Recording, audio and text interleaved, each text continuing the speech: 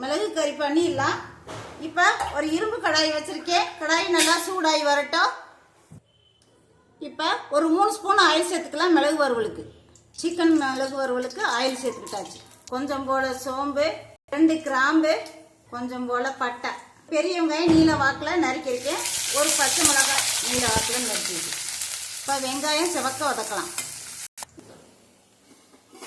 தட்டி வச்ச இஞ்சி பூண்டையும் சேர்த்து வதக்கிடலாம்.